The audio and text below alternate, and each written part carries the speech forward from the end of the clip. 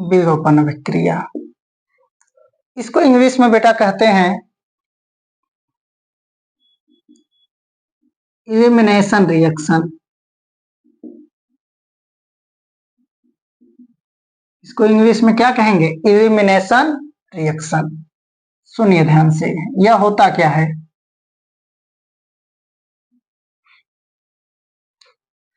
तो जब आप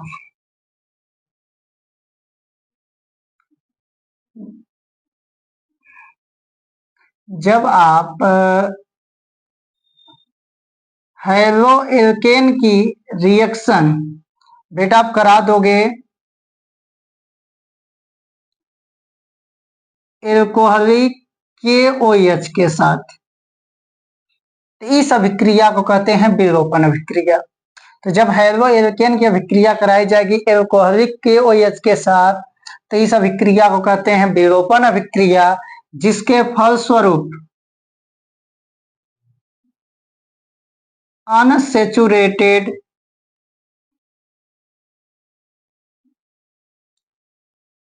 हाइड्रोकार्बन या इसी कहिए असंतृप्त यौगिक बनता है। तो विलोपन अभिक्रिया में क्या बनता है? संतृप्त से असंतृप्त। हेलोएल्केन कैसा है? तो इसको कहेंगे सैचुरेटेड या ये है संतृप्त यौगिक। ओके, तो इसको कहते हैं विलोपन अभिक्रिया में क्या होगा कि जब आप हेलोएल्केन की अभिक्रिया कराएंगे एल्कोहलिक KOH के साथ, तो इस अभिक्रिया को कहेंगे विलोपन अभिक्रिया, जिसके फलस्वरूप क्या बनेगा? असंतृप्त यौगिक। ठीक, अब हम इसके प्रकार की बात करते हैं। तो जो विलोपन अभिक्रिया होती है, विलोपन अभिक्रिया यह दो प्रकार से दिखेगी। कितने प्रकार से दिखेगी बेटा? दो प्रकार से। एक को हम कहेंगे विहाइड्रो हैलोजनीकरण, एक को हम कहेंगे विहाइड्रो हैलोजनीकरण, और दूसरे को हम कहेंगे विहैलोजनीकरण।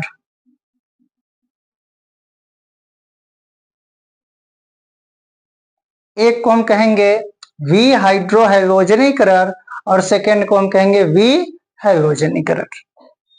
अब सुनिए, यह क्या होता है? विहाइड्रो हैलोजनीकरण क्या होती है? तो सर यहाँ ध्यान से देखिएगा, वी का मतलब समझिएगा विलोपन अभिक्रिया, वी का मतलब समझिए यहाँ बाहर निकलना, वी का मतलब बाहर निकलना। हाइड्रो का मतलब समझिएगा यहाँ से हाइड्रोजन। कौन? हाइड्रोजन। और हैलोजनी का मतलब समझिएगा यहाँ से हैलोजन। ऐसी अभिक्रिया जिसमें हैलोजन और हाइड्रोजन दोनों बाहर निकलते हों, उस अभिक्रिया को हम कहेंगे विहैलोजनीकरण। उसे हम क्या कहेंगे? विहैलोजनीकरण। अब कौन सा हाइड्रोजन बाहर निकलेगा? तो याद रखिएगा हमेशा बीटा। कौन सा हाइड्रोजन बाहर निकलता है बेटा? Beta hydrogen. तो विहैलोजनीकरण क्या है? तो ऐसी अभिक्रिया जिसमें हैलोजन एवं बीटा हाइड्रोजन बाहर निकलेंगे और असंतृप्त यौगिक, जिसके फलस्वरूप असंतृप्त यौगिक का निर्माण होगा, उसे हम कहेंगे विहाइड्रो हैलोजनीकरण। इसमें क्या होगा? तो इसमें होता है वी का मतलब बाहर निकलना। वी का मतलब क्या बताया अभी हमने? बाहर निकलना।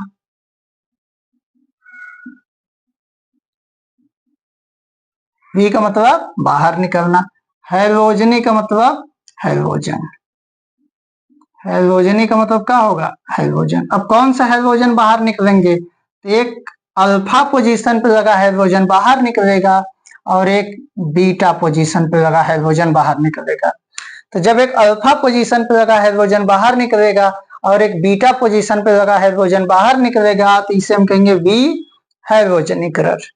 ठीक, जिसके फलस्वरूप आपका जो बनेगा वो बनेगा असंतृप्त यौगिक।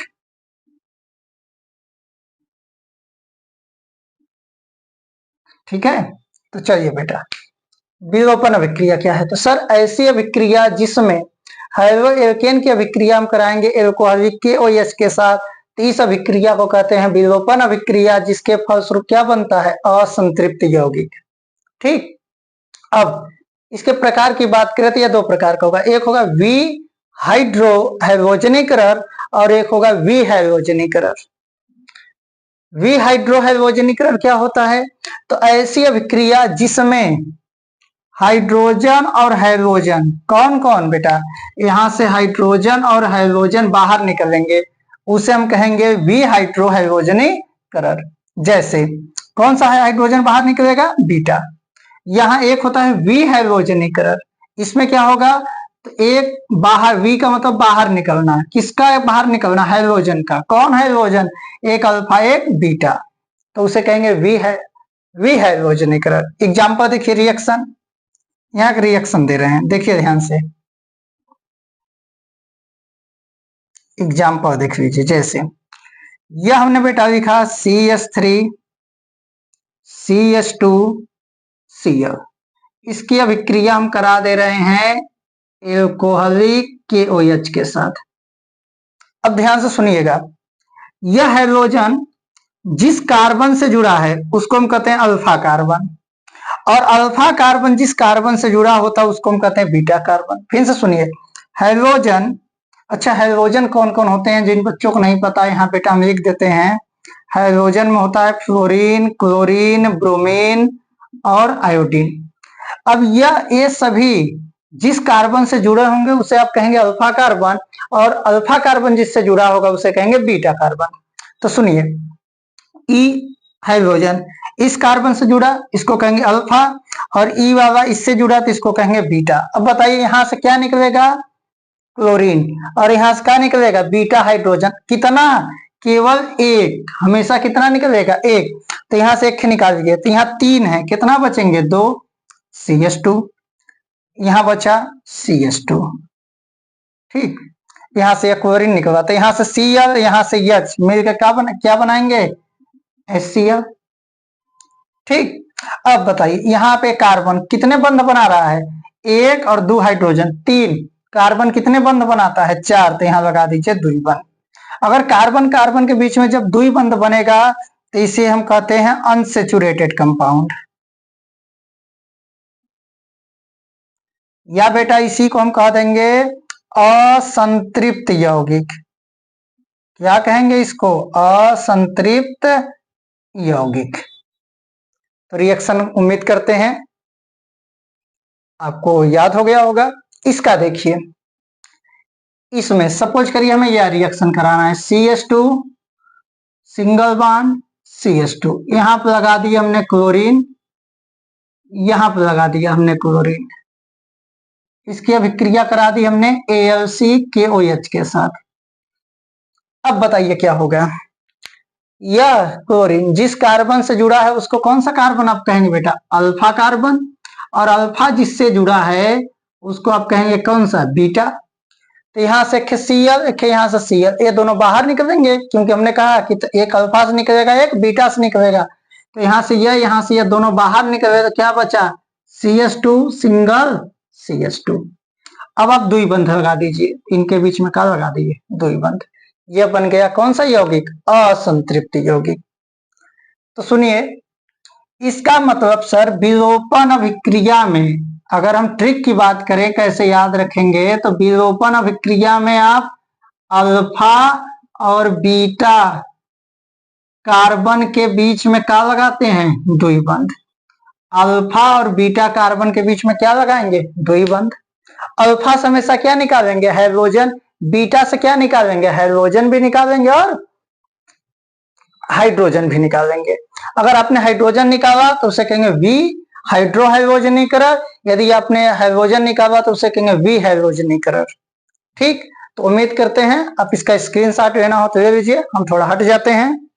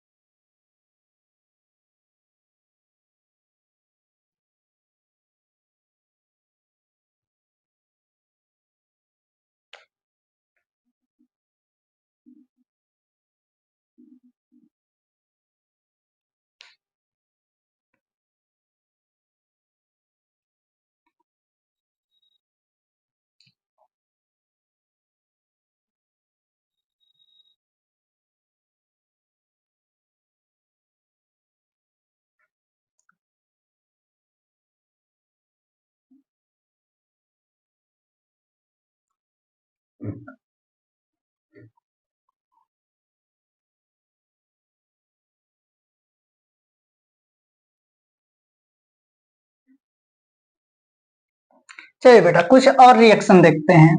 जैसे सपोज करिए हमें यह रिएक्शन कराना है CH3 CH2 CH2 Cl।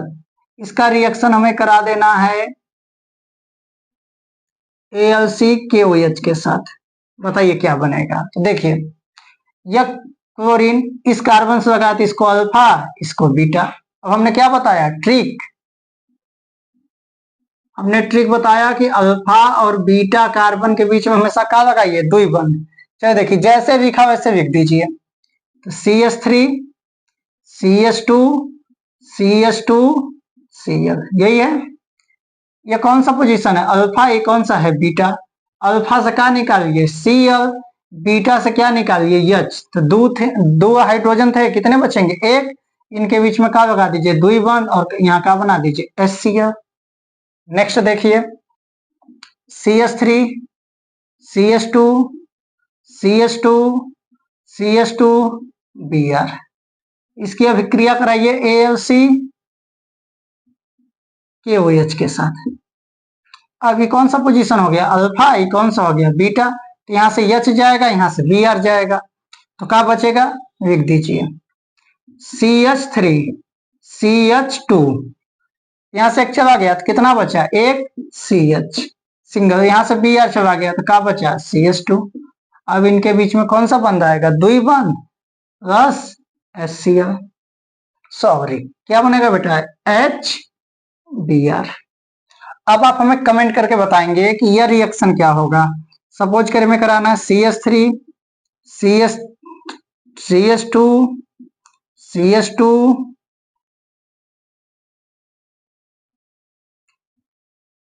CH, यहाँ इस तरह से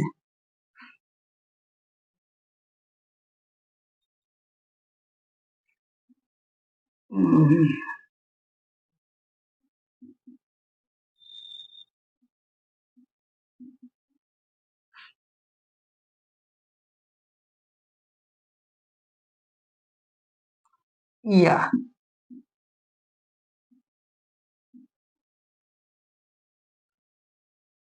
कमेंट करके आप बताएंगे ओके क्या बनेगा।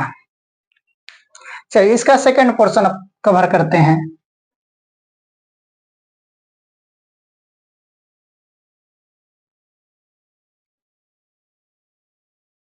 चलिए देखिए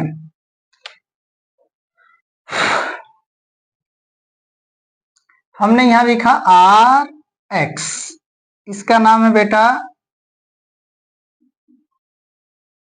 हेलोकेन। ठीक अब ध्यान से देखिएगा अगर हम इसकी अभिक्रिया करा देते हैं सोडियम के साथ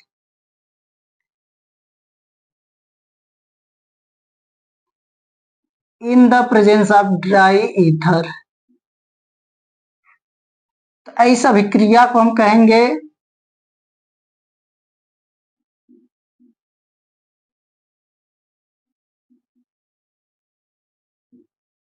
वुड्स अभिक्रिया। इस अभिक्रिया को हम क्या कहेंगे वुड्स अभिक्रिया। ओके सेकंड देखिए जिसमें क्या बनेगा यहां से जो X है इस सोडियम को दे देंगे और जो R है इसको इसी के साथ जोड़ देंगे जिसके फलस्वरूप क्या बनेगा R सिंगल बॉन्ड R, इसको हम कहेंगे एल्केन प्लस NaX। अभिक्रिया क्या देंगे ऐसी अभिक्रिया जिसमें जब हेलो एल्केन की अभिक्रिया शुष्क ईथर की उपस्थिति में सोडियम के साथ कराई जाती है तो इसे वुड्स अभिक्रिया कहते हैं जिसके फलस्वरूप क्या बनता है एल्केन। कैसे बना देखिए यहाँ से सोडियम यहाँ से X दे दिए NaX हो गया, यहाँ से R इसको क्या करिए इसका 2 कर दीजिए तो क्या बनेगा R सिंगल R। दूसरा देखिए अगर इसकी अभिक्रिया हम कराते हैं जिंक के साथ, इसके साथ जिंक के साथ, तो इस अभिक्रिया को कहते हैं फ्रैंकलैंड अभिक्रिया। कौन सी अभिक्रिया कहेंगे बेटा फ्रैंकलैंड अभिक्रिया कहेंगे। ओके इसमें क्या होगा जिंक के ऊपर कितनी आवेश कितना होता है, +2, और इस पर कितना होता है, -1। ठीक, इसका पहले दुगुना करिए तो यहाँ R single R plus ZNX, इसके ऊपर होता है +2, इसके ऊपर होता है -1, ये -1 यहाँ आएगा, +2 यहाँ चला जाएगा तो क्या बनेगा, ZNX2। इसका क्या नाम है, एल्केन। नेक्स्ट, अगर इसकी अभिक्रिया हम करा देते हैं मैग्नीशियम के साथ, जब हाइड्रो एल्केन की अभिक्रिया हम कराएंगे मैग्नीशियम के साथ, इसे कहते हैं बेटा ग्रिगनार्ड अभिक्रिया। ग्रिगनार्ड अभिक्रिया, जिसके फलस्वरूप क्या बनेगा, इन सभी को जोड़ दीजिए तो बनेगा RMgX, इसको बोलते हैं बेटा ग्रिगनार्ड अभिकर्मक। क्या बोलेंगे इसको, ग्रिगनार्ड अभिकर्मक बोलेंगे। तो उम्मीद करते इतना याद कर लेंगे। अब देखिए क्या है, अब जहां R है, अब बहुत सारे बच्चे सोच रहे R का मतलब होगा बेटा CH3 C2H5 C3H7, मतलब आप एल्केन से एक हाइड्रोजन जब बाहर करेंगे तो जो समूह प्राप्त होता है वो R होता है। किससे, एल्केन से एक हाइड्रोजन बाहर करने पर प्राप्त समूह को क्या कहते हैं, R समूह। जैसे यहाँ CH4 है, इसे एक ही हाइड्रोजन बाहर करे तो क्या मिलेगा, CH3। तो बताइए वुड्स अभिक्रिया क्या है, तो जब हाइड्रो एल्केन की अभिक्रिया कराते हैं सोडियम के साथ in the presence of dry ether, alkane बनेगा जिसे कहेंगे वुड्स अभिक्रिया।